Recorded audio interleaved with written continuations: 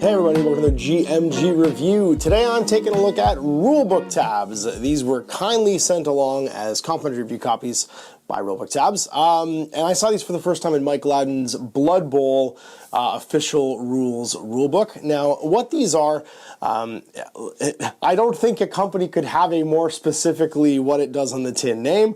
These are tabs for you to be able to quickly reference large rulebooks, especially ones where you're not going to memorize all the information because it's like a campaign game or there's lots of randomly generated sort of like information, like damage tables, injury profiles, post-game sequences, and crackerjacks, things that you find.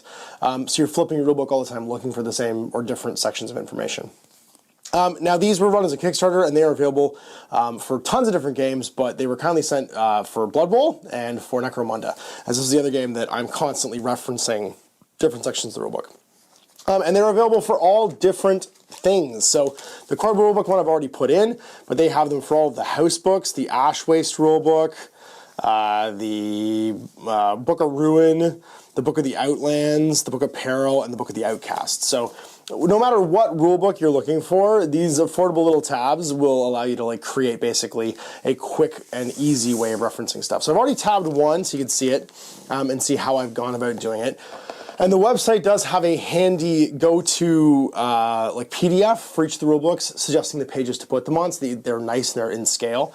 I did mine without looking that stuff up because there was a couple things I wanted to add, and fortunately you actually get some blank tabs you can actually label for yourself too in here.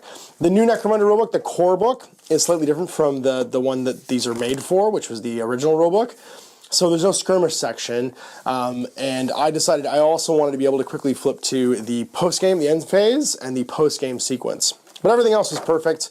I was able to tab the background, so the Necromunda background, which you can see here. Then the general principles of the game, right? You can quickly flip to the rules for visibility, for measuring, and then you've got construction on the same page, and then you've got statuses. On the next one over here, so all the different statuses, like a fighter status and vehicle statuses are all like tabbed here. And then into the core rules, so things like the phases of the game, right? So all the different game phases, movement, and you can see they waterfall, so you can quickly get to them. So movement for vehicles, movement for regular folks, shooting rules, as I get over to them.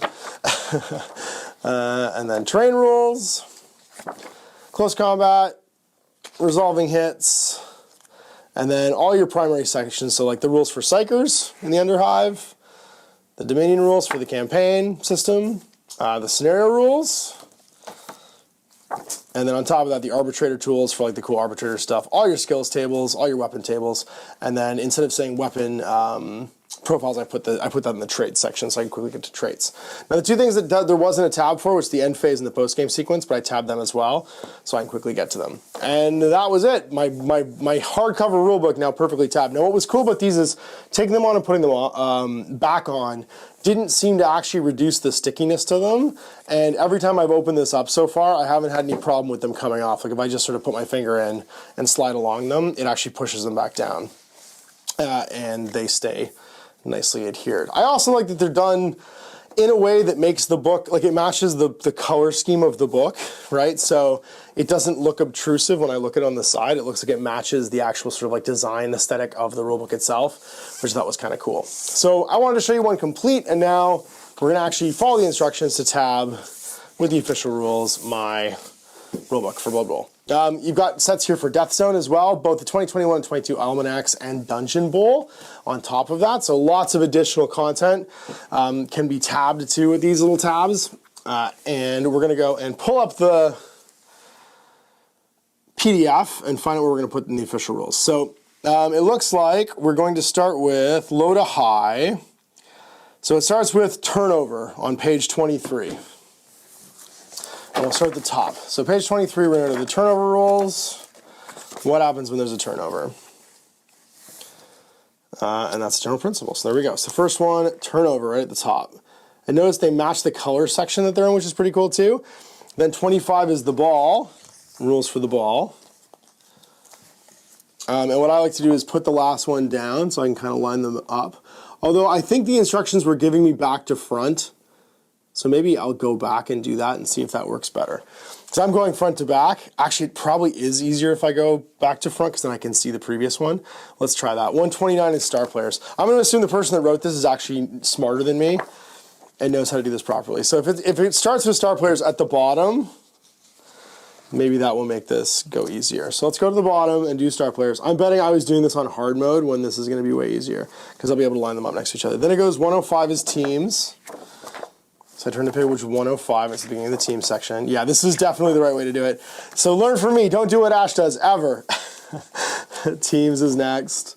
So I can line that up so that I can see both, basically. They're both visible, yeah. Definitely smarter than I am there, Rulebook Tabs. We're gonna go to strengths and traits, which is page 81.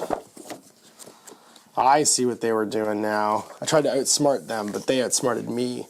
So strengths and traits, and yeah, and this way we can see like the next and the next and the next, and they're all waterfalled properly. Then we want, and you can see I'm able to take them off, whoop, no ripping, and then put them right back on if I want to adjust them slightly. Mutations in passing on page 79. Yeah. I like that I tried to do this in a different way and I immediately realized my mistake because I would have been mad otherwise if someone had noticed it and I would have felt really dumb. So then it's agility on 77 because we're just going through all the skills here. And then we're looking at, so that was general, now it's agility. Which is the next one, 175. And how handy is that? You can see all your skills basically tabled out, spending star player points. This is why reading it didn't make any sense for me because it looked like it went back to front, but I understand why now. On page 71. Like meow. Then we're into 101, which is the exhibition rules, because we're into the yellow section, which is cool. 101 exhibitions. Because that was all the skill-based stuff. All right, 101 exhibitions. So I want to go over to, let's see where I'm going to. I want to go to about there. Yeah, cool, like that. That looks about good. Just so I can still see everything all waterfall next to each other. So that's exhibitions. I know, my phone screen locked. Leagues is 97. I like how I clearly shouldn't be unsupervised while I was doing all of this. Mike was probably going to watch this and be yelling at the screen, being like, Ash, come on, man. I did this with no help. Why are you able to do this no help? Then it's 89 for inducements. I immediately did everything harder than it was supposed to be. Right there. Then it's post-game on page 69. 69. The Shorzy number. There we go. Should I do my next Blood Bowl team as the Sudbury Blueberry Bulldogs? I think I probably should. Then it's the pregame on page 37. And this way, even though they're sectionally waterfalled, even though they're not color waterfall, which I think is important. That was draft budget on page 33. And then I can finish up with the reds. And then it's all color-coded, which is super handy and will make people happy. So 108 is the D8 for Nuffle. Now, these are gonna get mixed in, I think. Yeah, 103 is D8 Nuffle. No, 103, the Nuffle table. And I feel like that's gonna have to start back down at the bottom. Yeah, let's just start back down at the bottom. Or I could go just here and work my way down from the ones I had at the front. Or no, I started at the bottom, didn't I? Yeah, roughly where should I start? I can measure this out slightly. About here. All right, so about there. But there's gonna be good. And then the red ones are still waterfalled as well. Then it's fouls on page 63. I could also just remove these which would be way smarter probably. I gotta remove the top ones and move them around. But you know what, I'm not gonna. You know why? Because I'm stubborn. That's gonna go there for fouls. Then injuries is 61. Because then at least most of it's tabbed, if that makes sense, and all the red stuff is tabbed together. And he can't help the way that the rules were laid out. That's not a rulebook tabs problem. That's a Blood Bowl problem. Like that. There we go. Then the TMM 53. It's going to go over here like this. Oh, and I want them all to be sticking at roughly the same amount. Like meow. And then passes on page 49. The passing rules. Like so. Then move is on page 45, and I'm almost done. You guys can be finished watching me do this, but I just wanted to do like a proof of concept so you can see me actually interacting with this, as opposed to just showing you a finished one and being like, they're great. You can see the struggle. Watch me struggle to follow instructions. Name of my autobiography. Kickoff on page 41. Ash struggling to follow someone else's instructions. Says so much about me. And then it's the kickoff table and the D16 Nuffle table. So page 39 is the Nuffle table. And then it's just the weather on page 37, and I can move the other two.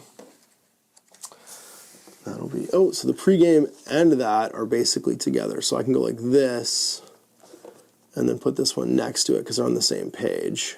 They're opposite actually, but you guys understand. And then these two I could move down. Ooh, draft budget sticking it in an unhappy way. I didn't like that very much. Let's have it like that maybe. And then I could move ball down to here so then I can see it better. And then turn over, and then it's all lined up. There we go. It's imperfect, but aren't we all?